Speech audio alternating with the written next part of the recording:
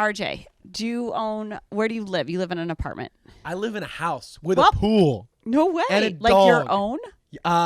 Yes. Jesus, how much do they pay you? All right, it is Thursday, September 2nd. That's what day it is. Yes, all day long. All day today, Thursday, September 2nd. I've got my friend RJ with me. Why don't you introduce yourself real quick? My name is RJ. I work for the Premiere Lacrosse League. I am our host and senior manager of brand. Wow. And my intern for the day. Yes, and your intern for the entire day. Already done one task. Yes, you have. How did it go? It was great. It was just coffee. It was easy. I felt like you needed a lot of assistance with that task. We got her done. Yeah, you had a particular order. Guess that's what counts. All right. This is the Token CEO podcast. We are presented by Sports Research. Do you know what Sports Research is, RJ? I feel like I'm about to learn what it is. Yeah, you do. Why don't you give us an ad read? All right, great. My first one. You got to improvise. Okay. Per the contract. Hey guys, beach season. It's almost here. No, we're at the end of beach season. Oh, no. Oh, wait, which This is where our salespeople just give us outdated copy. No. But, so this is what makes it extra fun when you work here is you got to I'm about to digest and then deliver this. You got to digest and be like, ooh, that's written wrong. And then you're like, and I got to do it right. Okay, cool. All right, ready? All right, now great. go. Looking to warm up faster and get going quicker at the gym? Sweet Sweat is what you need. Fighters in the UFC use it. I'm pretty sure that's all you need to hear because those They've guys got like and gals ripped are, little yeah, abs. They're Yeah, they savages. look good. Yep. So Sweet Sweat. I mean, it's like a no-brainer. Do you know what yeah? it is? I don't, but it helps you get going in the gym, and I don't even get to the gym, so that'd be a good first step for me to get Sweet Sweat, and then I can maybe go to the gym with it. It's a little stick. You like rub it on your body. It smells good, and it helps improve circulation, and it gets rid of your trouble areas. Rub it on your joints? Nope. Okay. On your fat. You rub it on your fat. Okay. Yeah. So if you're a woman, you would wear like a sports bra, and then you could have like a little fat that hangs over the sports bra. Have you ever seen that? Yes, muffin top. Yes, muffin top, Got RJ. it. I have some of that. No, you don't have I mean, muffin top, RJ. You can't see it don't. on I'm the sorry. TV. There's zero chance you've ever had muffin top. But anyways, all right. So if anyone wants Sweet Sweat, or you can get a whole bunch of other products like an at-home workout kit. You can get collagen. Do you know what collagen is? I do know it's like it's kind of like fatty stuff. Well, no, it's like the stuff that like builds your bones and joints. Collagen? And it's good. Yes. Oh, I'm thinking of like cottage, like cottage. Oh, cartilage. Cheese. Yes, one of the C words. Collagen, I think, is secretly ground up cartilage. But anyways, you can get all of that and more if you go to sportsresearch.com, code Erika, and you can get 25% off. That's it? Yep, you did a great job. Thank you. Okay. All right, so this is today's episode. Today's episode, RJ, here's what we're doing. We've got headlines, so we cover what's happening in the news. Mm-hmm. We're doing a Q&A. People sending questions. I'm going to ask you questions. Great. We're going to talk about our Inside Barstool segment is on management training. We had management training. Do you do management training in the PLL? I highly doubt it. We do. Oh, really? We do. I am in a unique position where I don't really manage anyone. You're just tough to manage myself. But I'm always down to learn management techniques and get better as a manager. Great. I put together something for our best managers here where it was things that I've learned from being a manager. Cool. So we're going to share that on the episode. And then you, RJ, are going to be our adulting segment. Cool. How old are you? I'm 26. Okay. You're square in the trying to figure out how to adult segment, would you say? Yes. I have a tough time calling myself a man. I'm still I still consider myself like a boy. Okay. I think I'm a man when I'm 30. So we're 4 years away. We got 4 years. Yes, ma'am. Okay. Where are you from? From Baltimore. Okay. You ever seen The Wire? Yes. Great show. You're from The Wire? No, I'm not from The Wire. It's just the only show people know about Baltimore. When people think about Baltimore, they think of that ridiculous flag that you all love. Like that, ridiculous in a good way. It's ridiculous. It's one of the ugliest things I've ever seen. Okay. But Baltimore people love it. Like Chesapeake Bay, pride. Yes. Here's the thing. It's loud and it's fun. And some people have a conflict or an issue with those two things. You're doing that right now. Mm-hmm. I like loud and fun. I just don't like your flag. Okay, great. That's totally your opinion. I love the flag. I actually have it on a lot of items and T-shirts and hats that I wear. Really? But that's okay. I don't take offense. All right. So before we get into it, RJ, why don't you explain why you're my intern, what you're doing here, what do you love about the PLL, what do you not like about the PLL? Why I'm here specifically is to hang out with you. Okay. Like I think you and I have built a pretty fun relationship since the first time we saw each other. I think actually the first time I saw you, I didn't approach you. It was on the streets of New York City around here, like about 2 years ago. It was when we were actually launching the PLL, and I saw you, and I was like, oh, do I go up to this lady and be like, hey, you know Paul Rabel? I know him too, and kind of have this awkward encounter. Were you working for them? I was. It was stealthily. I was like in stealth. You were in stealth mode. Yes, I couldn't. I was.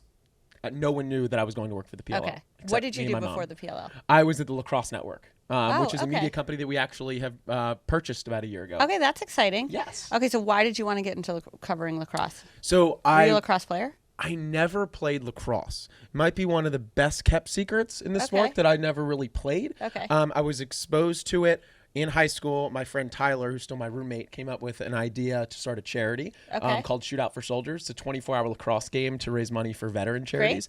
So you would come out and play for an hour, and you'd raise $750 or $1,000. Do you still do it? They just had a really great summer and raised several hundreds of thousands of dollars. Awesome. But this idea took off, and I traveled the country with my best friends in an RV, and we put on this event in 10, 12 cities around the country, and it really took off. Okay, and then how did you get introduced to the Rabels?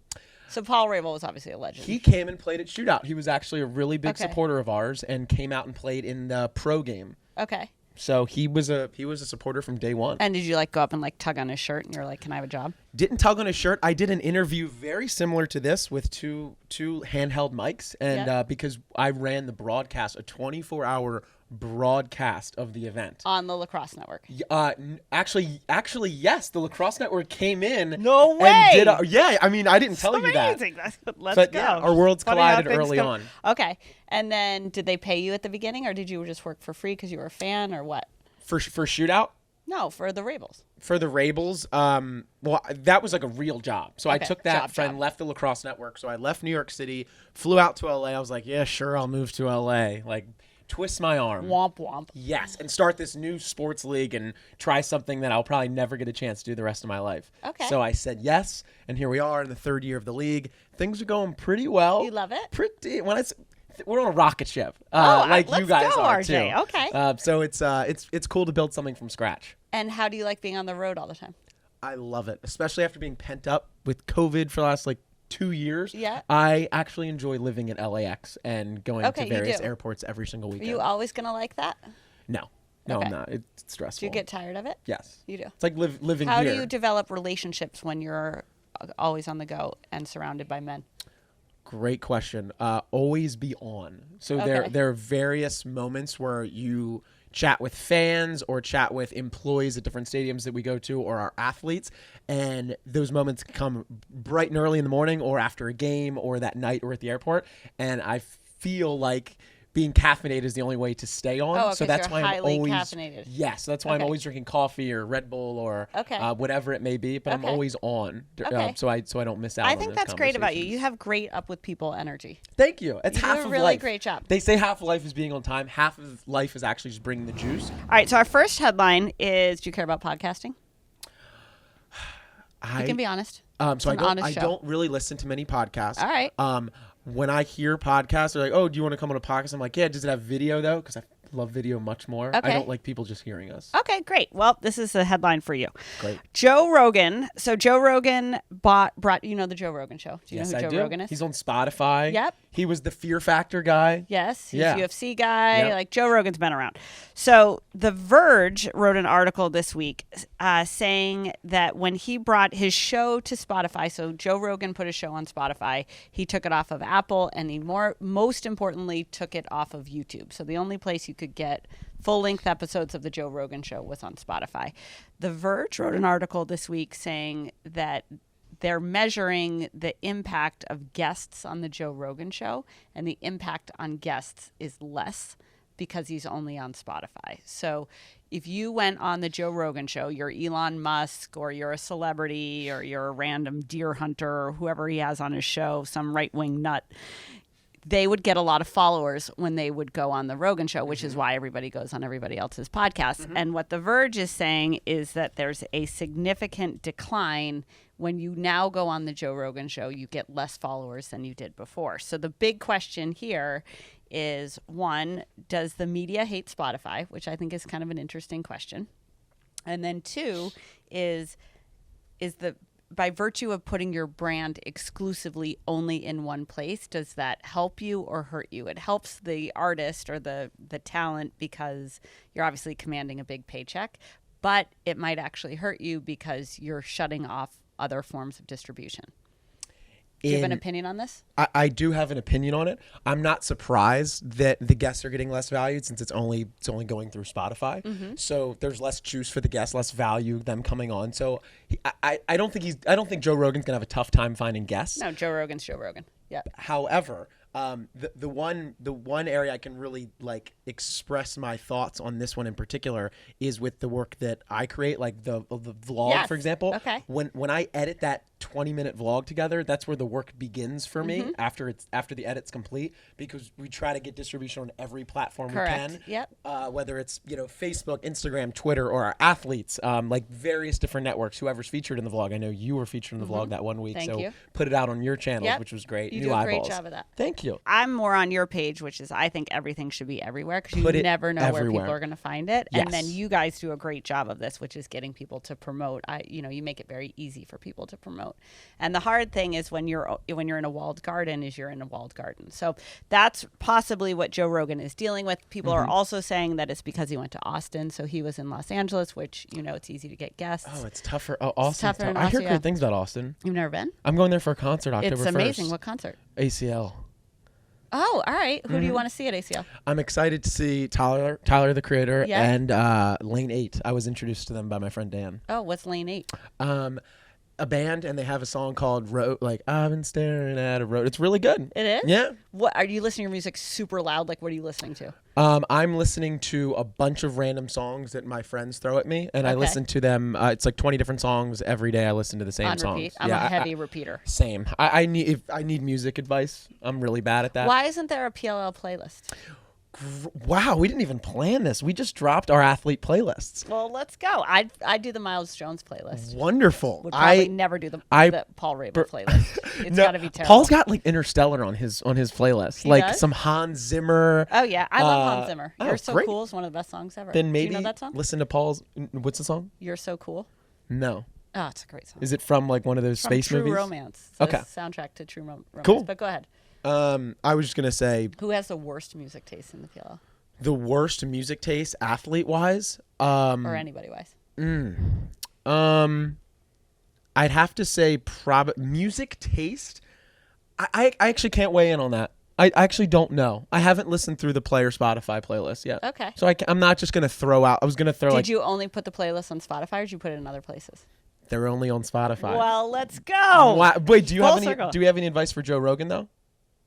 I mean, Joe Rogan is like the king of interviews. Like Joe Rogan is a mega talent and also a massive personality. So I don't know that we would be in any position to tell Joe Rogan what to do. He has taken a different path, though, than you guys are taking or than we're taking, which I always think is interesting. All right. So next up is in the fitness space. So Whoop. Do you know Whoop? Whoop. I was early on Whoop. You are? No one knows this. And when I say I mean like our chair, like my friend Tyler and I. Like my friend Tyler found Tyler seems to be the source of all greatness. We mentioned he is. We mentioned Shootout for Soldiers, like our nonprofit. Yeah. Whoop set up a little booth at Shootout for Soldiers, Long Island in 2013. Okay. And like when they were scrapping, just trying to sell bands at our event, the bands were it was $400. They were very, very expensive.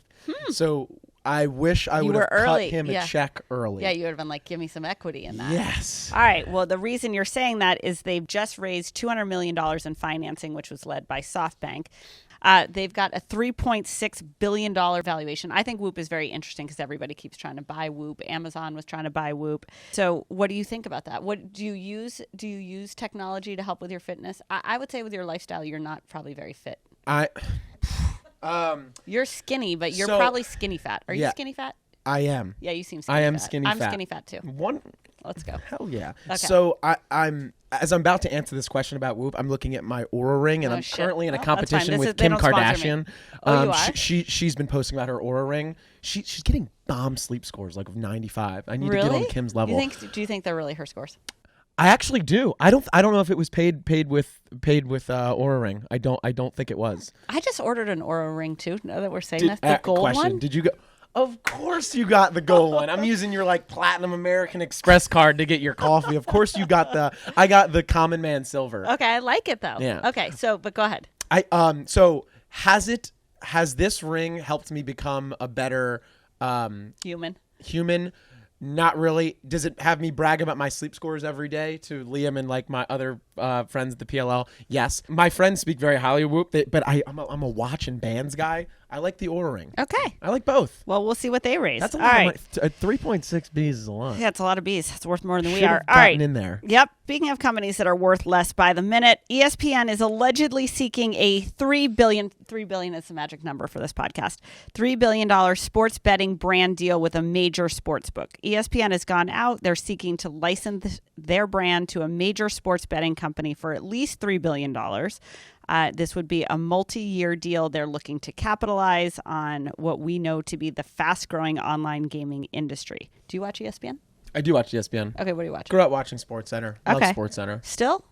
Van Pelt's amazing. SVP he's my the guy. Yep. Maryland. Love. Yes. I love ESPN for SportsCenter. I really do. I think they do a great job with that show. Okay. You see the top 10 when they count down the top 10 plays every day? Mm-hmm. Revolutionary. All right. Well, I'm gonna take the other side of that, but I think they're. You were. No, but seriously, I the ESPN personalities. Like Dan Orlovsky, Field Yates, those guys are huge supporters of what we do at the PLL, big lacrosse guys. So why don't they carry ESPN. Why don't they carry the? So, who knows? Who knows? I would love for PLL to be on ESPN as well. NBC's been great too. So the other one is this is a commercial you've probably never seen. So Shaq and Ben Affleck are part of Wynn. Do you know Wynn, like Wynn Casinos? Yes, I just stayed at their hotel. Well, there we go. So they're spending over $100 million this football season marketing their sports betting app. They've debuted a new TV commercial. First of all, I think anybody who's marketing anything through a TV commercial strategy is fucked. I do love Ben Affleck, though. I mean, hottest man alive. Me too. The Town? Are you kidding me? Go J-Lo. I mean, Good Will Hunting. That my favorite movie. Okay. It's also on my Hinge profile. That it's my favorite really? movie. Yes. That probably gets you girls. That among other things. Okay. Do you like girls or boys? Did that come off as cock? No, I didn't mean for that to. I struggle to get care. girls sometimes. Okay. We are just great with whoever you want to get. Yeah. Get them respectfully and do the right thing and all that. But whatever. Besides that. All right. Respectfully. All right. So the thing that I think is crazy about this and the reason I'm mentioning it is Ben Affleck was in, I want to say it was like a 10-minute commercial. It was an eternity watching that. I don't think anybody watches 10 minutes of anything anymore, which you probably see. It was a 10-minute long commercial? It was a very long commercial. Okay, so you're exaggerating. It was probably like 2.5, 3 minutes. Yes, I think you're probably right. Yeah. Okay. So, all right, RJ, where do you live? You live in an apartment? I live in a house with a pool. No way. And a like dog. your own? Yes. Jesus, how much do they pay you? Well enough to have a pool. Wow. Yeah. RJ, you go. I didn't mean to flex the pool. That's a big, is that in your Hinge profile? No, it's not. You should put that in there. But That's more impressive. During COVID, because you couldn't go anywhere, I had like Hinge pool dates. Oh, all right. Where you both sat outside? Yep, wine by the pool. Callie would come out. Callie's the dog? Girls love Callie. Oh, yeah. Dogs are huge to get girls. Yes. What kind of dog? She's like a pit mix. She was like abandoned, and my friend Tyler, who does everything right, does Tyler show up for your her. dates too, or no? Yeah, he comes out with a napkin towel around his and Callie at his side. All right. So, well, if you want it, do you rent your house or buy your house? You rent. We rent it, but that's okay. But we that's live okay. there. Like, yep, it doesn't. That's okay. It doesn't matter whose name's on the.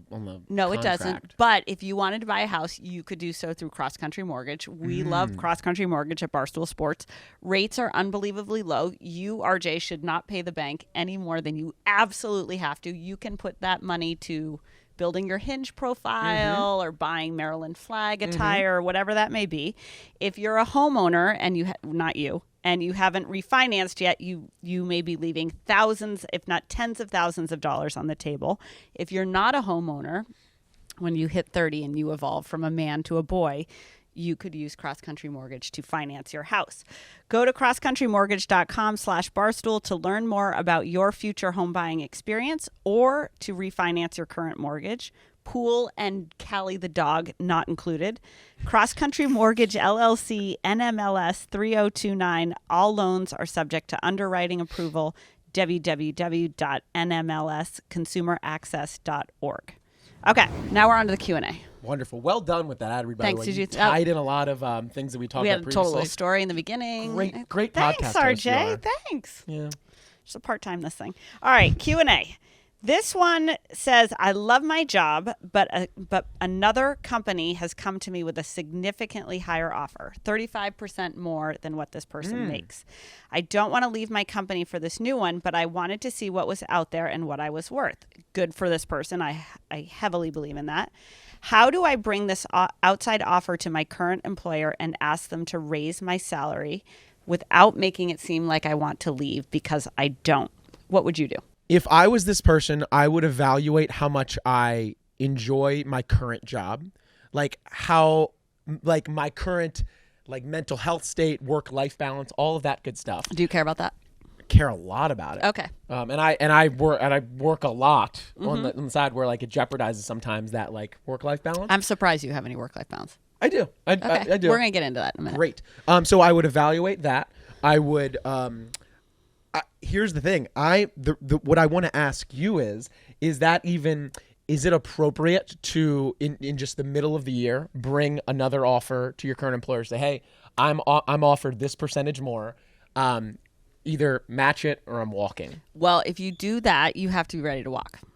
Got it. You have to be ready to can't lose play the that job. game if you don't want to play that game. 100%. So if you're going to go to your employer and be like, I have another offer, you need to be ready for your manager or your employer to be like, okay, go take the offer. Mm-hmm. The problem that happens is the minute you crater after saying that, your employer, one, likes you less because they feel like you were out looking for another job, and two, you find yourself in a tough situation because you didn't really want to leave.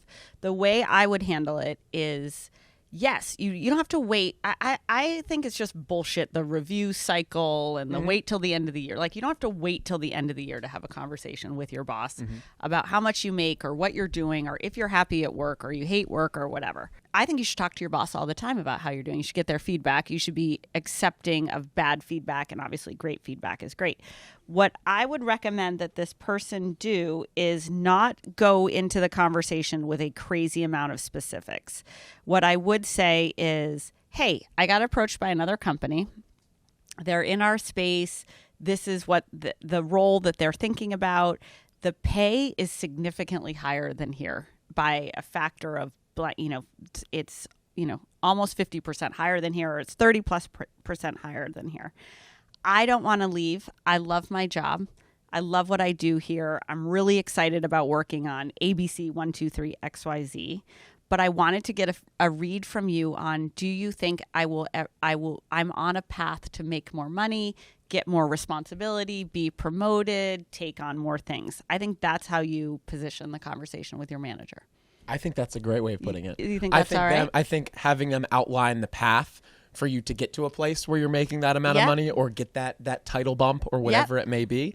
I think that's a really great route. And then I think the person has to decide how good the answer from the manager is. Mm-hmm. And you also need to be fair to the manager where they might not have an answer right on the spot, but you should give your manager a beat to like come back to you and be thoughtful. And then I think this person needs to decide, is their manager full of shit, or do they think their manager is really going to deliver? If they think their manager is going to deliver and there's a clear path, by all means stay. If they're not sure that their manager really means what they're saying and there is no path and he or she is making the cap of what they're going to make, then maybe you want to think about a different job. And this person's gonna feel that out in how the manager responds. That's right. Exactly. All right. So this is a good question for you, RJ. How do you separate your personal life emotions from impacting your work life? How do you do this? Do you ever have a bad day? This is a really, really good and timely question. Okay. I've been getting a ton of anxiety on like my Sundays and Mondays. Okay. To the point where I'm actually going to put a little playlist together. What's it called? Sunday Scaries? Sunday, yeah. Very real for me. Yeah, I give those to Gaz and I delight in it every week. Okay. With just you send him like just a ton of shit to do. He goes crazy on Sunday nights and I'm like, it's funny. I mean, I don't like to work on Sunday nights either, so, but go ahead. When I go out, this past weekend, had a really great weekend on Friday. Went out with my roommate and a couple gals Tyler. went to no, Tyler's not there. Okay. Went out to a wine bar in Venice. Had way too much fun. It was Okay. great. Drank a lot of wine. It was wonderful. Tough wake up. But then went to the beach the next day with a bunch of friends. A ton of booze, sunshine. It was lovely. Okay. Sunday rolls around. Should do some work in the morning. But then like towards the like midday evening, I'm just like reeling from the weekend. I'm thinking about the season ahead. I'm thinking about the work we need to do on like Monday, Tuesday. I'm thinking about social relationships, not just like the gal that I went out with this past weekend. I'm thinking about my relationships with my family members. Am I speaking to them enough? Am I doing this well? Am I doing this well? You were kind of being hard on yourself. Yes, I go through this vast checklist, and I'm driving myself crazy. The fact where like to the point where like Sunday morning I went on a walk and just listened to like a Beach Tunes playlist, something to like bring me down a bit. But I was like just anxious the entire day, and I was anxious all day Monday as well. Okay. So I'm actually looking to you for some advice because it's tough to separate. Because like naturally in our business we have to work on the weekends. Yep. So it's really tough to separate those emotions from impacting my work. But I will say this: when I log on to a meeting, whether it's virtual or in person, that person meeting, whatever topic of discussion we're on, is getting my full attention. Yep, you're good like that. And I'm not bringing in some bullshit like body language or complaining about the weekend. I absolutely despise when people do that. So I go in with a smile and I give them my all, and I try to bifurcate what's going on. Okay, that makes sense. I think when you're hungover, when you drink too much and you're hungover, it makes you a little bit depressed. I think there's probably science to this. It's a chemical I have imbalance, it too. right? Like if I've had too much red wine on a Friday night, I can feel like I can have the sads on Saturday. Like 1, you hate yourself for feeling hungover. 2, you hate yourself for how unproductive you're being. 3, you're like coulda, shoulda, woulda. Then you're like, I'm not connecting with my family enough, or you're not giving enough as a friend, or you're not as happy as you want to be or whatever. So I think that happens to everybody. Everyone has personal life emotions. I was watching this amazing show last night on Netflix, Headspace, which is another Chernin company. They have this guide to meditation. Have you seen this? I haven't seen it. I've heard it. Oh. I've done the meditation. Okay, so I'm not a meditator, but it's so beautifully done. Like it is so extremely beautifully produced. But one of the things it was saying is that you have to think about your thoughts as like cars on the highway. Like they're zipping by, you've got big trucks, you got little cars, you got a scooter, you got shit, cars zipping by, whatever. And that you have to stop trying to chase the cars or get in the cars. You have to stand on the side of the road and just detach yourself and watch the cars go by. So I think the biggest thing in terms of separating your emotions from what's happening at work is you have to be able to detach yourself from the feeling that you're having at the moment. You have to acknowledge the feeling. You feel sad, you feel anxiety, you feel angry, you feel low self-worth, you feel great, right?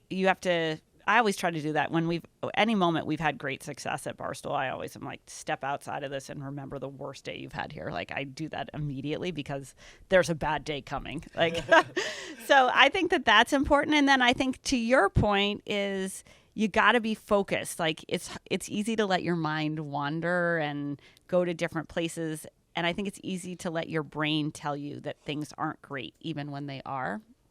So showing up, giving your all, being focused, being dedicated to the moment you're in, being present, and then giving yourself a time to feel sad or go for a walk and listen to a playlist. So that would be my advice there.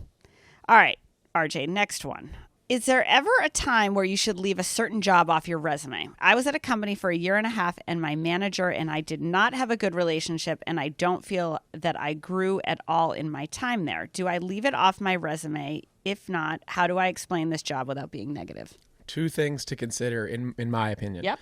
One, does that brand on your resume elevate you? Where you at if you're trying to land a news gig, right? Do you have an NBC on there? Do you have an ESPN? Do you have a CBS? Do you have like a brand name on there? If it doesn't, I would consider leaving it off. And then 2, if you really don't feel like you had a great relationship with your manager there and you think it's a risk for what do they call those checks? Like a background check? Yes. Yep. If you think she or he is going to speak poorly of you, certainly leave it off. So Ooh, those are the right. 2 boxes I would look at. Okay, I would take the other side of this. One is you worked there. You can't take it off your resume. You can't pretend you didn't work there. You actually worked there. So it's a fact. To the background check, it's a fact. Now, I think it's great to work at places you hate because then you understand what you don't like about work and where you do want to work. I think that whoever this is, I think you've got to find a pat answer about the job. Here's what I learned. Here's what I really loved. Here's what I was challenged by. I struggled with their management structure because it was like this. Or I really wished that I could have done more things like this at that company. But what I would say is that you've got to find a way to explain a lot of things in life without being negative, right? You hate your mother, you hate your best friend, you hate your job, you hate your manager, you hate your sister, whatever. You've got to be able to find a way to describe your sister without being like, I fucking hate her. You know what I mean? That's just maturity. So that's my big thing on that. All right, last one. I'm 24, so this person's 2 years younger than you, RJ. She's been taking entry-level marketing jobs since 2015 to get experience and to have true evidence of her skills and work ethic. I love that. Everywhere I go, I feel like no one takes me seriously and refers to me as the girl who's right out of college. How do I get people to take me more seriously and to get out of this entry-level rut?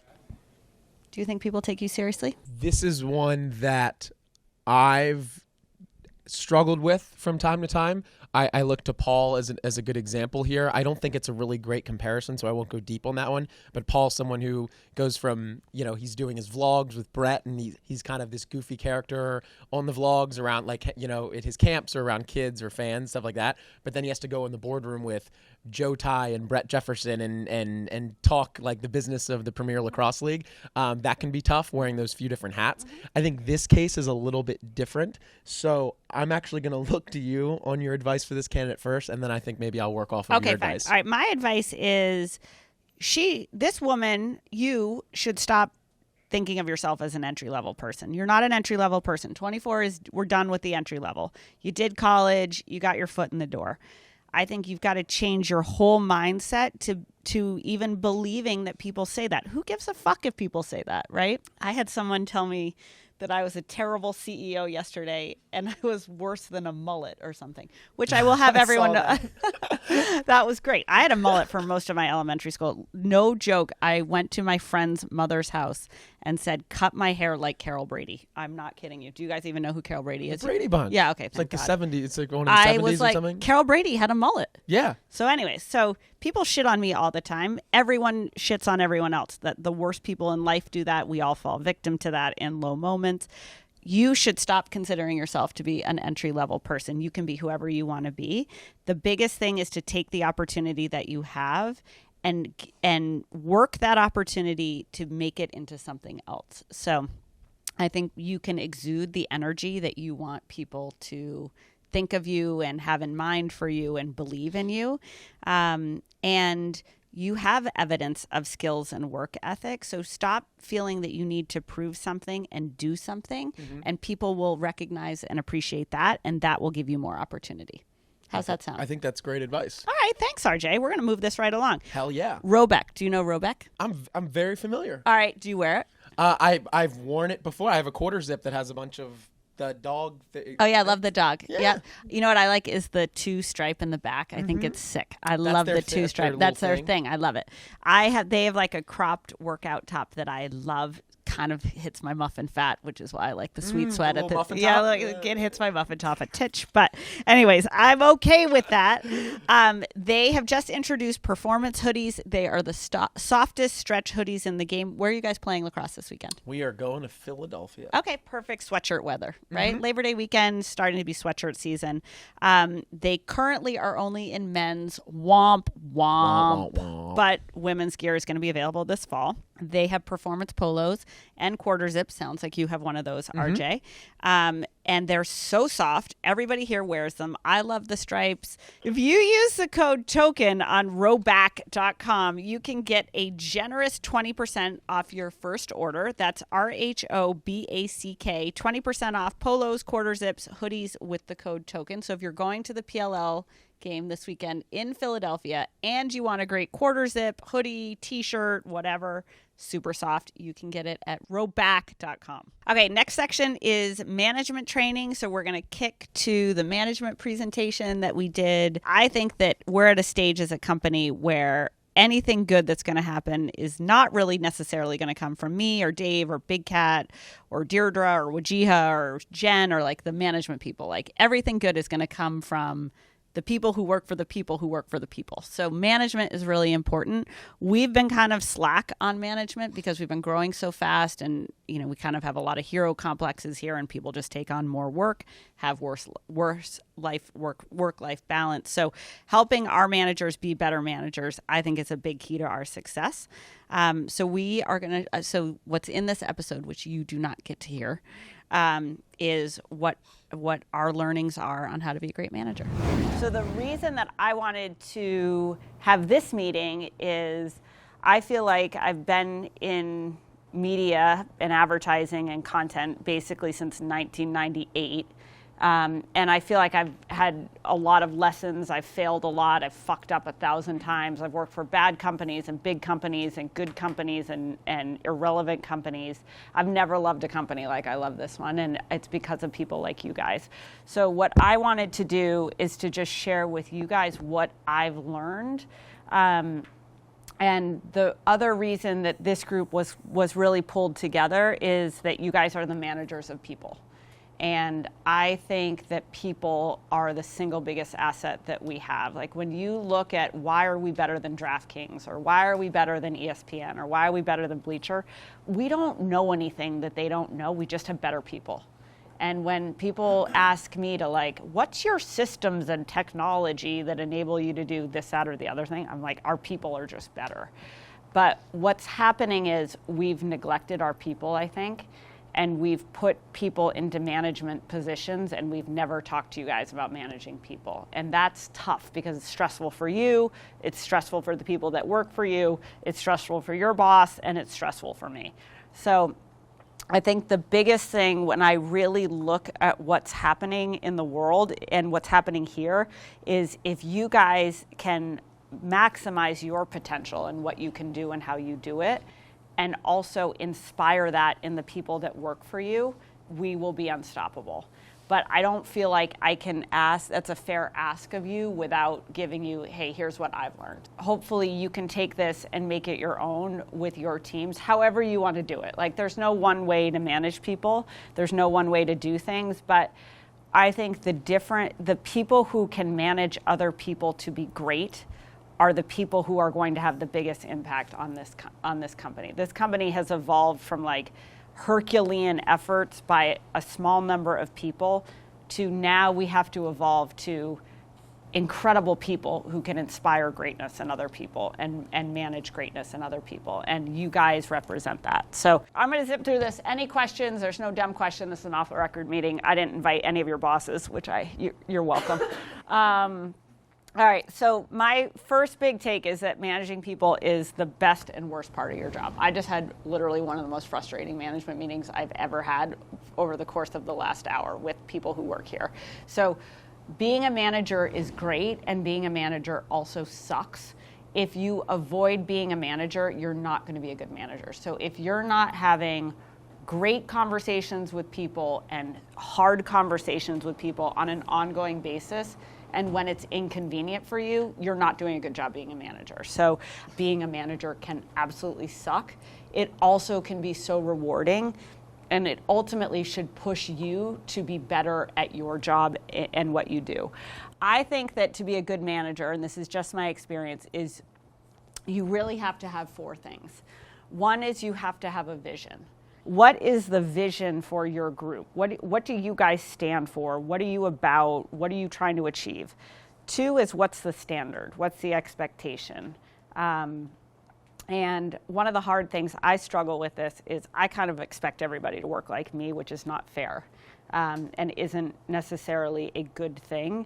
But what is your standard? What's the quality of work that you expect? What's the way you execute an event that you want Ian or Nick or anybody who works for you to do? Like, what is your standard? If you don't have a standard and you're not actively and always telling people whether they're meeting it or not meeting it, you're not managing them. 3 is you got to reward people. You got to reward people when they do something awesome. That could be a bottle of wine. That could be, a great job email. We suck at attaboys at this company. Like, we are the first to tell you when you suck, and we're the last to tell you when you did a great job. I am trying to do a better job of this myself, which is just the acknowledgement of like, wow, you crushed this.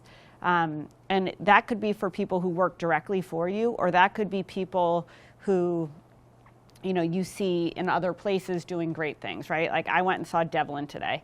I got a note from the WWE on Sunday morning that was like, your team is full of outstanding people. They absolutely crushed it. Like, Devlin should hear that. Brandon Walker should hear that. Robbie Fox should know that. So the more you can reward people, obviously there's rewards, you get promoted, there's rewards that you get money, there's rewards you get a good bonus. Reward also means like, hey, great job. I was part of an IPO at Demand Media. I got completely fucked. Made zero money in that company, but the CEO took me to Barney's and gave me $5,000. When I should have been making hundreds of thousands of dollars. He gave me a $5,000 shopping spree at Barney's. It was as though I had made $5 million. And I will never forget it because he knew that I would really like a shopping spree at Barney's. It cost him nothing, but it made such an impact on me personally. You don't have to do that, but what are the things that motivate the people who work for you, and how do you express your gratitude for them, and how do you show it? The next thing is consequence. So if you only have rewards and you have no consequence, you will have a mediocre to bad team. So what is the consequence when things don't go well? I think Barstool can be really punishing a lot of times, and I think there's a lot of fear here. Consequence doesn't mean that a person should be in terror, or they should be afraid for their job, or they should like collapse. What it means is when things don't go well, you should address them. And a repeated offense of not meeting up to the standard, not adhering to the vision, not, standing for, what you stand for as a manager or what your team is trying to do, it should have a consequence. I think one of the biggest concerns I have is we have very low attrition. Our attrition as a company is way too low. And what it means is that people love to work here, which is awesome. But what it also means is our managers don't manage people out.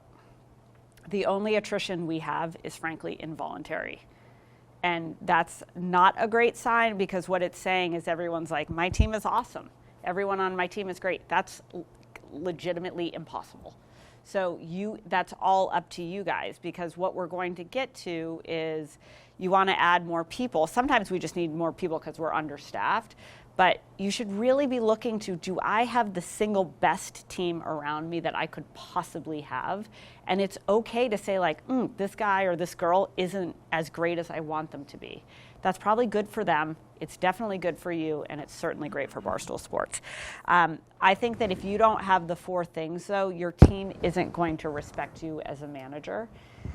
And I think that's really, really, really important. We, just being super blunt, my read on us as a company, and the reason you guys are in this room is I think you are and have the potential to be the best managers we have here. We have a lot of non-manager managers, right? We have a lot of people that manage people, not really. I've heard, last year at the year-end review, I heard like 5 times that someone got a review over a text message.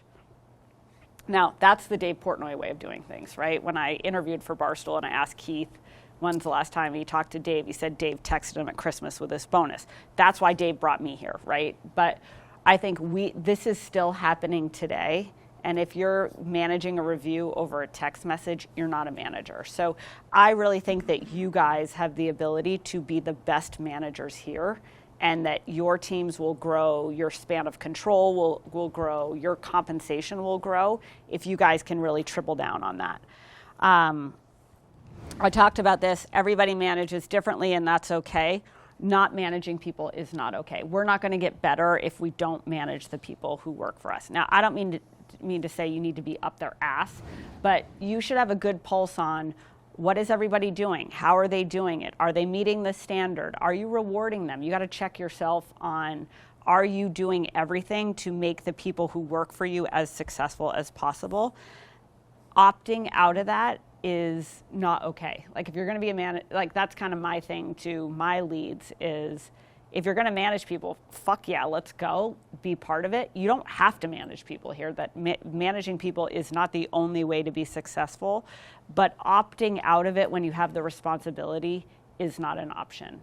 And that's one thing that I really want us to get better at, because I think we have managers who manage people, and then I think we have a lot of non-managers. If we could have more people managing more people, that's the best case scenario. The other thing, and I would say this to your people too, is it's okay to not want to be a manager, right?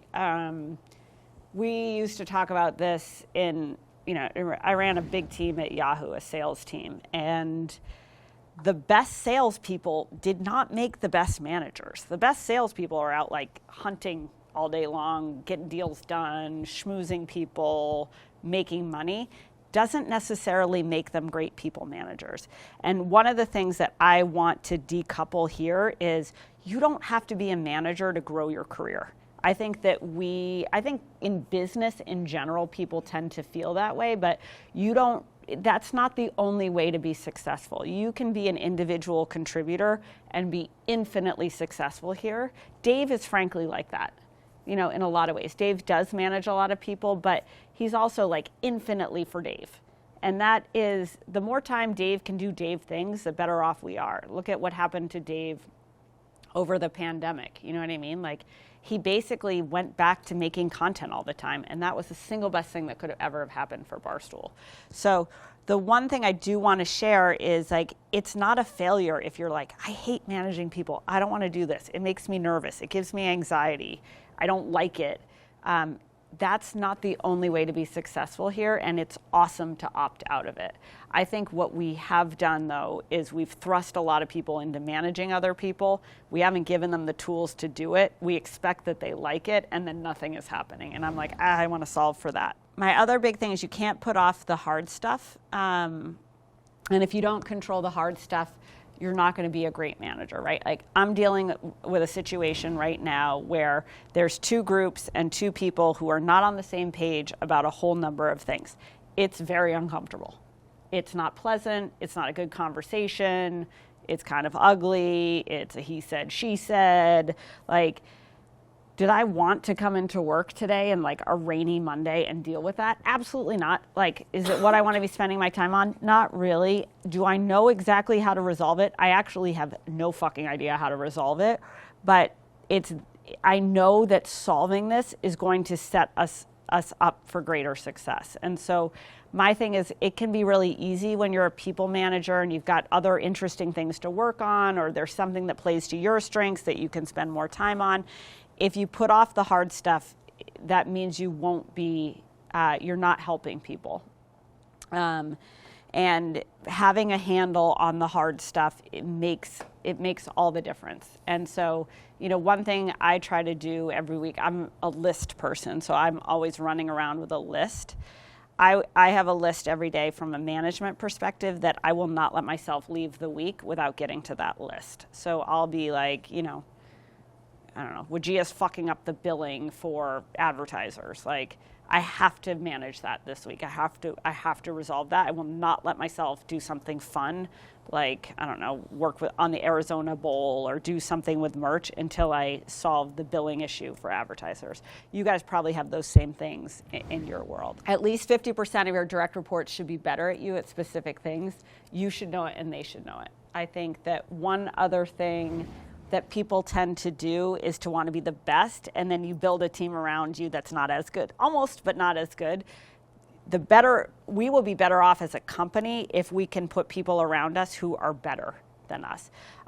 Also surrounding yourself with people who compensate for your weaknesses, right? Like, I am not good at math. I hate math. I don't like math. If you can't tell it to me in a story, I'm generally not interested or able to comprehend it. I like a lot of people around me who are very good at math. And so I also want to, I also want to delegate more control to people who are not me, because that means that I can take on more things, right? So I think one of the things that's hard, especially if you're a new manager or you're unsure about managing, is like, ooh, I want to hold it tight. I want to have the final say. I want to have a lot of control. I struggle with this. Everybody struggles with this. But the more you can build people around you who are better, the better off it makes you seem. And I think that that's really, really important. I also think it's totally okay to be like, I'm not good at this, or we haven't solved this. Like, I think the worst thing we can do as people is to pretend we have it all solved when we don't. Like, I'll pick on production for a second. Like, we've been blowing smoke up our ass saying how great we are at Snapchat. We are great at Snapchat. We've got a dedicated team on Snapchat. We're awesome at Snapchat. I had a call with a competitor last week who's making $15 million off of Snapchat programmatic. Okay, which means they are doing millions and millions and millions and millions of views with, like, they don't have anything we don't have. We're not good at Snapchat. And that's okay. Like, I think, though, the more awareness we can have and the more honest we can be about where we're great and where we're not, and this applies to people and what we do for production, or in this case production, but it could be engineering, it could be merch, it could be sportsbook, it could be live events. The more blunt we are with ourselves about what we're great at and what we're not, the better off we are. And I think it's your team will appreciate you saying that. Like, I think there's things that like, you know, Barba, I think some of the work you guys are doing on the engineering side is like, I actually feel like we have like our light under a bushel. Like, it's so fucking good and we never talk about it. So it's also like, if we're really good at something, let's beat our chest about it. If we're not good at something, let's be honest about it. But if we're in the middle deluding ourselves that we're great when we're not, that's when things get bad, because your people know it and you know it. It's not about you. So this was one of my biggest pieces of feedback, especially if you are letting people go. So when you are a manager to someone else, it is not about you, it's about them, always about them. And I think one of the things that people get tripped up on is you put yourself in front of the bus. It's you come from your point of view. When you have to fire someone, it's extremely uncomfortable, it's extremely nerve-wracking, it's awkward, and it's tough. And we, as managers, tend to be like, I feel. Like, nobody gives a fuck how you feel when you're firing them. All they care about is how it feels to be fired. And I think the more you can have eyes for the person who works for you, not you, like always have to put yourself in the seat on the other side of the table, the better off we can be. And I think this makes the difference between someone who is a great manager and someone who is a mediocre, okay manager. And the most important thing is, I think your people will respect you so much more, even if they don't like you, if you understand where they're coming from. And you kind of take yourself out of it. And this can be hard to do. I worked with this guy at AOL who we went through like a huge riff at AOL. We had to fire a bunch of people. And riff is like reduction in force. And all he did was just like talk about himself the entire time he was firing someone. And finally, one of the people who was firing was like, I don't care about you. You're firing me. And like, the person was exactly right. So I think that this is true if you're rewarding someone, if you're firing someone, if you're giving someone tough feedback. Don't make it about you. Make it about your vision. Make it about your expectation. Make it about your standard. But ultimately, you have to put yourself in the shoes of the person. If everybody's great, nobody's great. So we talked about this. I think we have a little bit of this symptom in our house. We say everybody's great. Like, I have asked Wajia 100 times how many people I've fired here. I have been through, we basically have had new people in the C-suite like every 6 months, because we have changed in size as a company every 6 months. I think we generally, and look, part of the reason that everybody here is great is we're so short-staffed that it's like survival, right? Like, and that's part of the issue of Barstool Sports. It's part of the issue of why we have not been good managers, or we haven't had the chance to be as great managers as we can be, is because everybody's drowning. And the biggest thing I would say of you guys is you guys have the power to say, hey, the way we've structured the sportsbook team is all wrong. We should do it this way. Or the way we're doing live event production is bonkers, we should do it this way. Or the way we're selling, or the way we're thinking about building products. Like, we know how we're doing TikTok is idiotic. So like things like, how should we be doing things differently? The one thing I love about Barstool is, and that I think is different at Barstool, is if you all worked at a normal company, if we all worked at a normal company, you would go to someone who would go to someone else, who would go to someone else, who would go to someone else. All those people would shoot down your ideas for how we should do things differently. I would love nothing more if one person from this meeting came in and said, the way we do blank is idiotic, we should do it this way.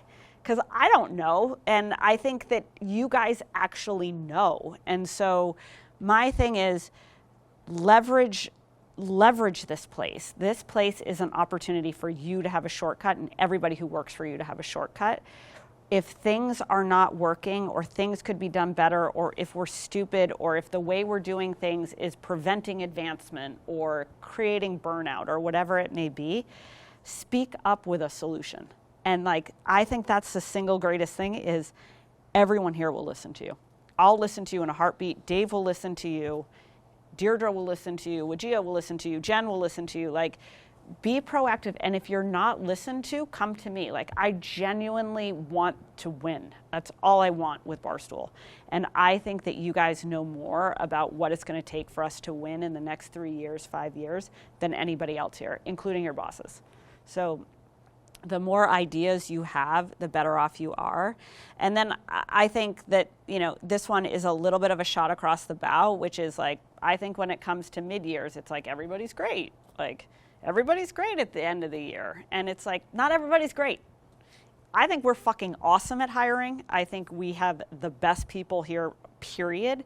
But not everyone is a 10. We should be constantly, that bottom 10% should go. Every group here has a bottom 10%. Every group here has a bottom 10%. We tend to just recycle. We'll be like, ooh, this person isn't great at this, let's move them over to that. Like, ooh, this person isn't great at that, we're gonna move them over here. Get them out. And also, doing that says to your top 10% that you're serious and that you care and you have a standard. When you don't get rid of the bottom 10%, the top 10% resents it. Like, and I'm sure you guys feel like this. You guys are top 10% at this company. And I'm sure it pisses you off that there's like idiots running around this place that make somewhere near what you make in terms of money. Like, that would piss me off. Like, all I'm saying is that I think this should be our standard and that you guys can do a lot with it. Okay, so basics. If you are a manager, you can have a high standard. We talked about that. I think we have the highest standards here. I love how we work. I am so bullish about this group. Like, I would put us up against everybody. Don't wait to have a conversation with your team about your vision and your standard and your expectation. If I were to survey you guys and say, hey, when's the last time you had a team meeting and said, like, H2, like, it's the back half of the year, this is what we're going after, this is what our standard is, this is what we're trying to achieve? What do you think? 20% of you guys have done that? Who here has done that? Oh. Okay. So like 30%. I don't know about the phone. I can't see you guys. So I'm going to say 20%. But I think it may feel awkward to do it because we just don't manage here like that. But I think it's a really good thing to do because doing that sets you up to reward the top 10% and it sets you up to get rid of the bottom 10%. And it also sets up so that you don't have to deal with what your standards are on a day in, day out basis. You've already said it. You've established it. I think you guys got to be subject matter experts. And I actually don't worry about this here at all because I think we have so many great subject matter experts. I think this is the single best collection of subject matter experts that we have in the building. Be blunt, that's a core Barstool value. I think the other piece is people should know where they stand at all times. Wherever possible, however possible, people should know exactly where they stand. What are they doing great? What are they not doing great? What can they work on? What do you wish they would take on? Everyone has weaknesses and everybody has strengths. It's not anything anyone needs to feel insecure about. It's like, how do we double down on the things that people are great at? How do we help them develop skills that they don't have? And how do we give them opportunities that they want, or even lead them on opportunities that they don't know that they want yet? And if you start to create that type of dialogue, people will proactively come to you more often with better input. And I think that will create just a better working relationship. I think one of the tragedies of Tyler is, I think a lot has been made about it, but I think it's like a great teaching experience, is one, he was really burnt out and didn't have the type of communication with Gaz where he hadn't complained about it and Gaz didn't necessarily know it. And I think burnout in your group is like a huge concern. The second thing is he didn't know what the next step in his career was. And he'd been doing this on the Viceroy side, he'd been working here, he didn't know what was next. I think the thing about Barstool that's so awesome is that we can make what's next. It's not like, we don't have the I worked for Microsoft and I work for Microsoft. Microsoft has a review process. All people do at Microsoft is work on their performance reviews. They really don't do anything else besides that. And it's very prescriptive, the bands and the career advancement. We don't have any of that. I think one part that's a weakness because someone on your team can't say, my next step is to be a senior producer. My next step is to be a senior social person. My next step is to be I don't know, what's the next step on a AE? I don't even know. But what you guys can do is to create what that next step looks like. And the problem with it is nobody's creating it for you. And the opportunity with it is nobody's creating it for you. So how do we think about advancing people? Do they want to manage people? Do they want to take on projects we haven't done before? The more you can, one, make it clear where people stand outside of their review cycle. And then two is help people find a path and know that you have the flexibility to create all sorts of different paths. That can be a great thing. Being flexible, giving a shit, that goes without saying. You guys are here because you give a shit. Being flexible is important. This is a place that changes all the time. And then I think, don't gossip really isn't my language, but I think the thing with this is every day you come to work and you have a choice. And you have a choice where you're going to make shit happen and do things, or you're going to be this place sucks and so did this and such did that and blah, blah, blah, blah, blah. That's a choice.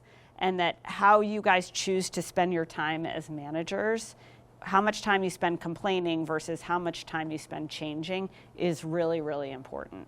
Now, that's not to say everybody has a shit day here. I come in here on a Wednesday and I'm I just want to throttle everyone in this company. That happens. Everybody has that day. But I think the more conscious you are about the example you set and how you use your time, the more your team is going to follow that because that becomes part of your standard.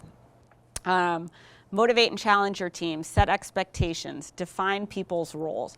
I don't think we're great at defining people's roles. I think we're a little bit you work in this and you do that. Really defining where someone begins and ends is really important, especially in groups that are more nascent or more nebulous. Make sure your employee goals ladder up into the company goals. The other thing I would say is we tend to have a bottleneck here between me and you guys, which is my leads, right? I don't know what makes its way to whom and when. If I can do a better job communicating with you guys and your teams, please tell me. I'm open to any and all feedback, but I really want you guys to be sure that you understand what I'm worried about, what I care about, where I think we're going, so that you can put that into your own words, into your own framework, and into your own team. Being a good listener goes without saying. Showing people a clear path to success. If you do X, Y, and Z, good things will happen. Rewarding your employees and then giving blunt but constructive feedback. I think that's really, really important. Team building, creating an atmosphere where people feel comfortable sharing. And And then planning activities outside of work. Like, we don't need to do this all the time, but like, I think it's important to create a sense of connection.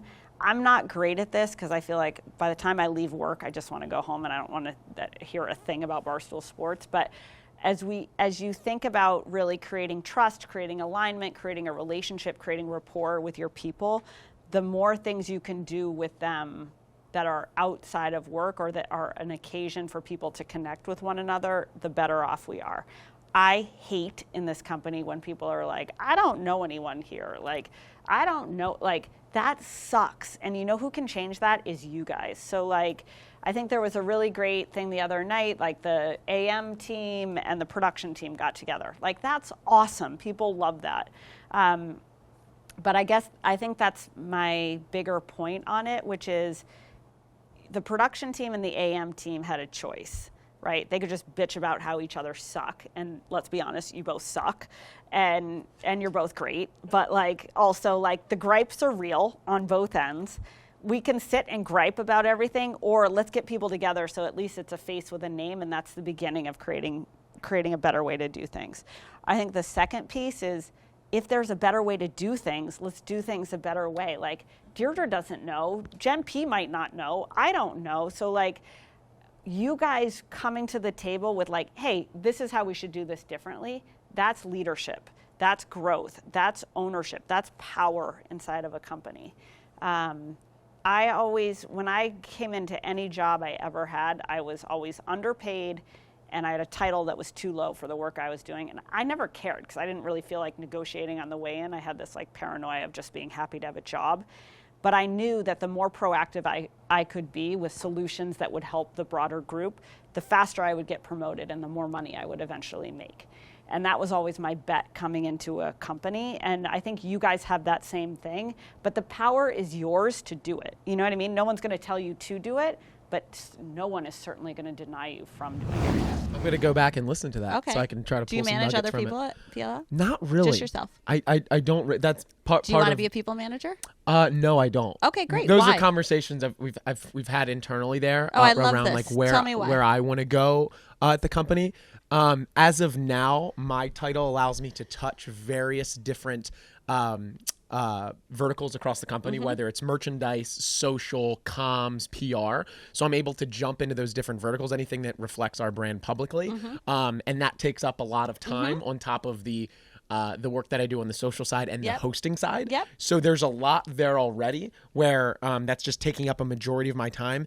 And the conversations I've had in the company are like, is it worth my time to be spending bringing someone along with me, whether it's just social related or whether it's brand related, whatever part of the company it deals with. So we've had those conversations. As of now. That's not the path forward for me. That's great. And I would like that to keep going. Yeah. I love that. I think that people make this mistake of, they think a bigger title or managing people is like the key to success. There are people who are good at teaching and managing other people. And then there are people who are not, and success isn't contingent on that. So I love that you're about you doing you. I am.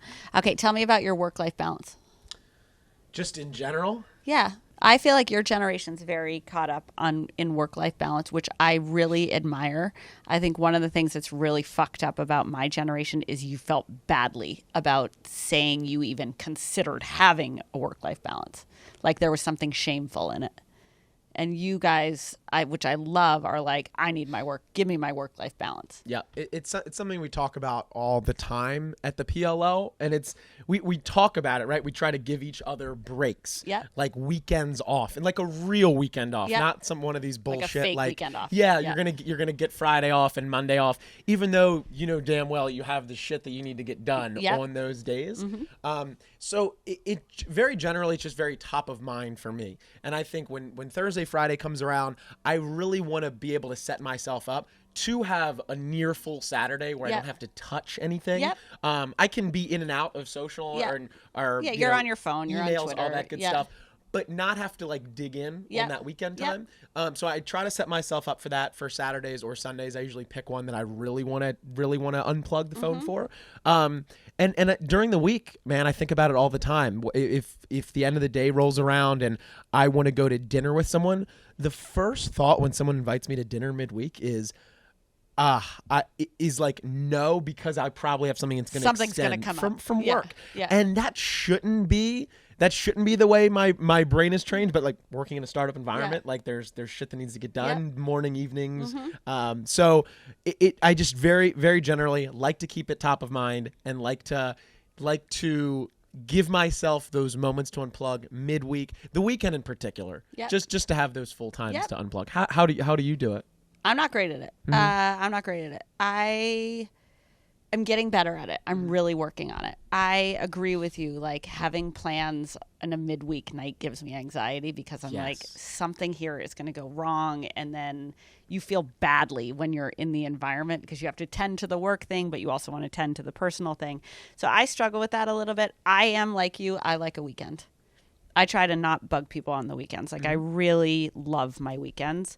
And I think you need to, one of the things I'm starting to learn more is that if you're run down, it hurts every part of your life, including your work. So you've got to recharge. So I like to sleep or work out or see friends or do whatever, but you really have to fight for that time. And I like how you say it, like just going to fight for Saturday. Yep. Saturday's going to be great. And I'm trying to put my phone down more. It's why I started playing hockey because I was like, I have to put my phone down for an hour. So you can start 1 hour at a time and then get to 2 hours and 3 hours. And I think it's also setting expectations with people of like, hey, I'm going off the grid on Saturday. And being completely at peace with that, I think is also a big piece of it. Can I admit something to you? Yes. I'm curious how you're gonna react. When I'm super anxious on those Sundays or Mondays, I actually think about you, and it makes me feel better. Oh, that's nice, because RJ. I'm like, Why? holy shit, Erika has so many more potential fires to put out on a daily basis than I do. So as I'm getting stressed out on our Sunday about our social lineup for the week, or like the merch drop we have coming out, or the weekend of games that we need to start promoting, I think, wow, Erika's got 50 million more things to deal with. Her shit's probably more messed up than mine is. So bad. Yeah, and I think it's same with Paul Paul and Mike on a daily basis. So I think love of that. all you three. That's really nice. You know what I do when I have like Sunday scaries, because everybody gets them, is I make a list. So I try to put it away where I'm like, okay, I'm going to put 20 minutes to making a list of everything I'm going to tackle on Monday.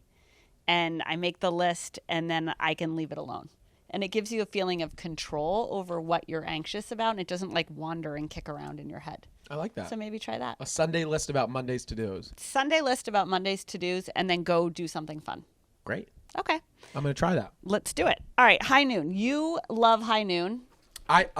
So I did golf with a bag full of high noons 4 weekends ago with a couple of my Kiwi boys. Okay. I have international friends. Well, way to go, RJ. Yeah, shout out Lincoln and Hunter. Lincoln and Hunter. But no, we were out with probably Do you have any friends with normal names? No, I'm so cultured now. I have a bunch of New Zealand across the map. Okay. But no, seriously, we went out with. It was like 5 of the 4. You can only buy them in 4-packs. We were sucking them down all day. Yep, tropical. Yeah, trying to hit them straight at the same time. Okay, not so great. On the green with the boys, and we had a blast. Okay. And they're only 100 calories, so it's not going to add to my muffin top too much. So that's a good thing. They're not going to like make you bloated on the course. And and they have all their flavors available in 4-packs. What's your favorite? Oh God, can you give me 2 options, and then I'll be able to put. All right, black cherry. Do you like black cherry? We had black cherry. I don't like the black cherry. Okay, well, here's the thing. It has utility for me. Once people love black cherry. It's the buzz. I actually don't mind the flavor as much. Like, I actually don't care what the flavor is. You don't care what the flavor is. Yeah, it's the utility the drink offers me. Okay, great. What's the utility the drink offers you? Just having fun with the boys. Oh, having that little buzz out there on the green. That's it. All right. But I did that, also RJ. learn they have vodka in them. Yeah, what did you think they had in them? So I heard like all the other drinks. I don't need to mention the other, like the seltzers. Like they have. They're not malt based, right? So vodka is better than beer. Yeah, it gets you It gets a little buzz. Yeah. I like to pour a little vodka in my high noon. Wow. Yeah. Double. Double punch. It's like adding a shot of espresso to my red eye. I'd love that. You should try that. I'm Maybe going not to on the try golf. that. Okay, cool. Okay, last topic for us, RJ. How do you have confidence when you're presenting? This is our adulting segment. This whole episode has been an adulting episode. Okay. How do I have confidence when I'm presenting to a group or presenting in particular to a group of people I am not familiar with? Tips on presentations and talking confidently. This is a great thing for you.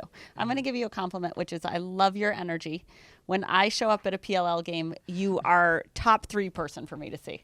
You make me happy. Wow. I love watching you work. Thank you. That's really nice. I think you bring a great energy and joy, and I think the enthusiasm is really special. I think a lot of people your age are kind of depressed and inward and glued to their phones, and I think you're just exuding a lot of really great things, and I think that's going to take you so far in your life. Wow. Exuding while also glued to my phone. Well, yeah, but you look up. You have good eye contact. The phone's like up here. Yeah, and you're smiling at it. You're always smiling. That's so great. I appreciate those kind words. You're welcome. Okay, so what's your advice to people who want to present confidently? Cool. So this is something small. Okay. Go in with the mentality of not using a single crutch word. Okay. So you need to recognize straight up that if you're nervous around like public speaking, I just said like in this sentence, you need to eliminate the likes and the ums and the ahs. There's probably going to be a bunch for me in this episode that I wasn't even noticing, and it was still generally top of mind for me. So keep that in mind, that you don't need the crutch words to fill in the spaces. The dead space. Exactly. That time that just passed, like that's fine. That's totally okay. So try to eliminate those words. Do you think that creates more pressure in being like, oh shit, I can't say like or I say I love that when I'm nervous. It does create a little bit more pressure. However, it actually gives you time to think about what you're going to say next. Okay, great. I agree with that. And I don't usually, this whole podcast, I was just speaking and not thinking about what I was going to say next. Usually in life, you're supposed to think about what you're going to say. I don't do that. I need to do that more sometimes, I think. Okay. I don't think so. I think you're doing great. Oh, okay. Great. What's your piece of advice? Okay. My advice is it's awkward to present in front of a group of people. It can be nerve-wracking. I think people tend to speed up. You've got everybody looking at you. I think one of the great things about your career is that you're used to having the camera on you all the time, and you're used to making it very short. So you enunciate well and you get to the point very clearly. Most people don't have to do that. So you're not trained. Your 10,000 hours isn't spent on 1-minute videos. So my advice in presenting to a group is, one, feel prepared going into it. Know what you're talking about. Have the answer to the question behind the question, right? I think the other thing is you got to know what you don't know. Like, what are your weak spots and how are you going to answer hard questions so that you don't get tripped up into your weak spot? Because that's when I think a presentation falls apart.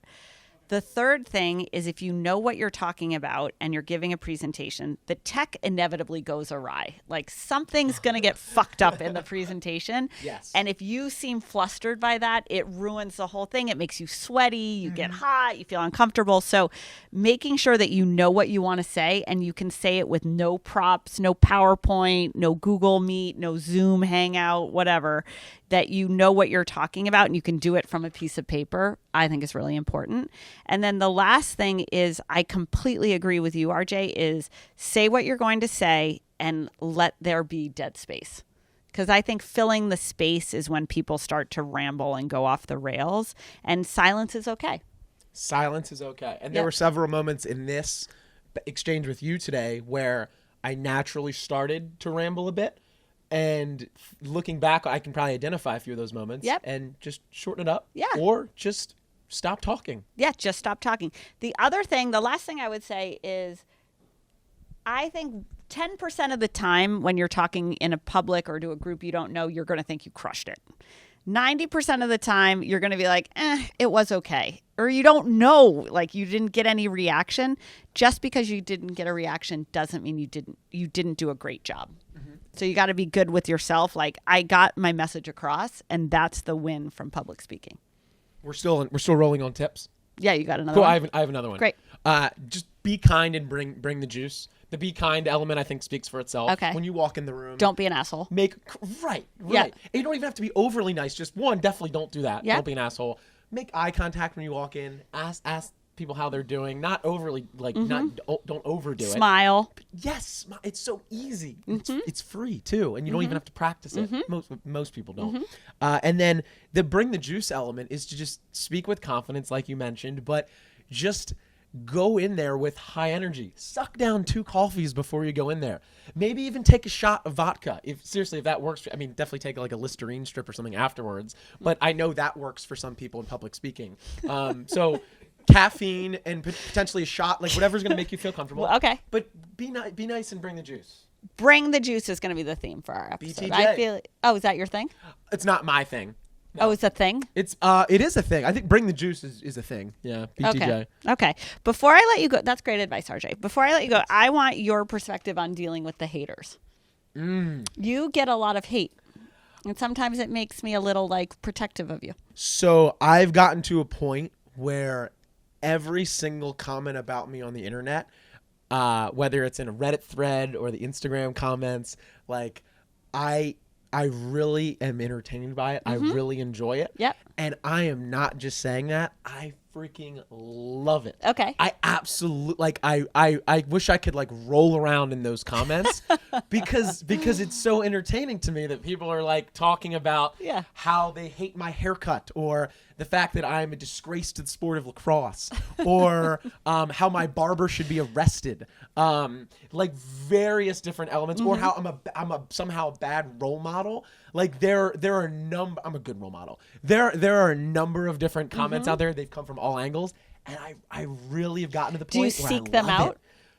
Oh yeah. Okay. Yeah. I do seek them out sometimes. Good for you. I'll bop into our IG comments sometimes if I'm featured in a piece, and you're always due for a this kid sucks or at Paul Rabel fire this kid, stuff like that. Good and for you. And usually I have a package deal with Mike and Paul. People like hating on all 3 of us. Oh, really? You get bundled together? Yes, it's like a little trio. Usually it's the people that have been in this space for a while and they feel they're the protected worst. over the lacrosse This community. is what's the issue in sports is like the small ring of quote unquote journalists or purists who surround that sport and they don't like change. I think that Mike and Paul are much more sensitive to it than you. That's a great thing you could teach them. And we've had conversations. We actually have continuing like ongoing conversations about it because there's stuff that comes up all the time, whether it's journalists talking shit or Reddit. Josh thread about got this or mad that. about something. Do you remember this? Josh got mad about. Or no, Jordy tweet? got mad. Jordy got mad that About? you were taping into locker rooms. Do you remember this? Oh, so I do remember that, and I addressed it with the players. Should I tell the quick story? Yep. I'm in. So 2 teams are playing: the Archers and the Whip Snakes. Yep. I went into the Archers locker room. I was filming their locker room. It's great access. Yeah. Like it's like, you have unlimited. It's access. amazing that I'm able to do that. And I'm recording them. They're frustrated. And Scott Ratliff is like yelling at his defense. He's like, stop freaking laughing. And he says verbatim. He says, I'm sick of Zed Williams scoring goals. I'm sick of it. I'm fucking sick of it. And then I walk over to, I'm like, all right, I got my juice from clip. that. And then I usually don't go into both. But then I went into the Archers. Then I went into the Whip Snakes locker room after the Archers. And I see Zed, and he's an incredible human being. He's just an amazing player. He doesn't have social media. He's just a fantastic role model. And he's like on the bike, and I just pan up from the bike, and he's just smiling at me. And he does his like prayer at his locker before he goes out. He kisses his stick every 5 minutes. His own stick. His lacrosse stick. Okay. He never it never leaves his side. Okay. He's a majestic human being. He's amazing. And he's walking out, and I went up to him, and I've never done this before, but I said, hey, like Scott Ratliff said he's sick of you scoring goals. And he just looks at me and smiles and goes, that's okay. And I knew Zed was going to score a goal in the second half, so it was a fantastic transition. Yeah, it was a setup for a great piece of content. So Scott goes, I'm sick of this guy effing scoring goals. I show the guy who's been scoring goals. I tell the guy that the other guy's sick of it.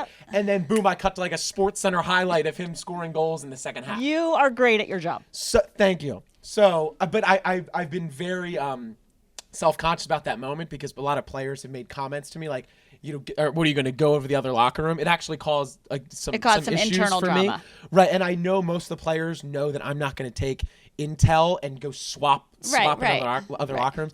And I thought I know Jordan actually, I think got 1,000 likes on that tweet. So Jordy, Barstool Jordy was like, rah, rah, rah, you shouldn't. Yeah, he said I think the locker room's sacred, and it makes me wary that RJ's going back and forth. Okay, locker rooms. I don't agree with that. Okay, yeah. And I was like, okay, Jordan. I didn't say. Yeah. I didn't go You're over. The second half play is this. Right. It was purely for entertainment. Yeah. I get what Jordan was saying. Yeah. I get what some of the backlash was. Yeah. I had some defenders saying he's not giving out intel. Yeah. But I addressed it with Scott. I addressed it with Archer's teammates. I had a discussion with several players about it. How much time in your job do you spend apologizing for things you've done? Some of it. Look, if I lose my relationships with the players and I lose everything, so I can't lose their trust. Yeah. This was a little bit of a small breach of that for entertainment value, though it wasn't a huge thing. Mm-hmm. So I use it as a learning lesson, and we moved on from it. RJ, that's all we can ask for in life. Yes. All right. Hell yeah. Thank you for doing this. Thank you. Also, how do you deal with the haters on a daily basis? Just in general. I don't look for it the way you do. I really admire that you want to roll in it. I love that line. I think that is great. I love a very smart hater, though. They're the best. They are. And you guys have a lot. The stooling accounts. Our trolls are the best. Wow. We got the best commenter haters on the planet. You do. I think it's great because I think it means that you're relevant. It means that people act like they think you matter in the sport of lacrosse. How fucking crazy is that? So I think that you can elicit a reaction, even a negative reaction from people is still a reaction, and a reaction is the most valuable thing that there is. So I think we run the gamut here. Sometimes I can get sensitive. If it's from somebody who works here, I'm way more sensitive versus random people on the internet. I agree with you. I think it's just part of the conversation. It's just part of being in the mix, and I'm so grateful we're in the mix, and I love the energy of that. So I love being in the mix. Same. Let's be in the mix. Hell yeah. All right. So RJ, that's it for today's episode. Thank you for doing this with me. Thanks for having. It's just a pleasure to be in. Your team is incredible. You have an army, by the way. I know. A freaking army. It is. Subscribe to this podcast, leave us a rating or give us a review. 5 stars. 5 stars. Or you can just shit on us, and we would like that too. We're answering voicemails for next week, so you can call us at 440-462-1729. You can watch this episode. You can watch RJ's social clips and Rachel's social clips. We're having a face-off today. If you haven't already, you can join our Facebook group. So we have a Facebook group. We have awesome people on there. They get jobs all the time. If you want a job, go on our Facebook group. I'm at EKA Nardini. Token CEO is on Twitter, Instagram, TikTok, LinkedIn, and YouTube. And why don't you give a pitch for the games? This Sunday, do or die, playoff lacrosse semifinals. You have Chaos taking on Atlas, and you have the Whip Snakes taking on the Water Dogs. So wow, the Water Dogs made the finals? The Barstool, pardon my take team. That's shocking to me. Yeah, they're in the semifinals, yes. Yeah. So we'll see what happens. Maybe they might. Can you say who you think's going to win? I think Atlas is going to beat Chaos. I think it's going to be a close game. Yep. And then I think my heart says the Dogs are going to win. Yep. They've had a little bit too much time off. They got the first round bye, so they might come out a little bit rusty against the Whips. Yep. The Whips, Matt Rambo. Yeah, I know. He's probably going to score in the last second and then send the Whips to the championship.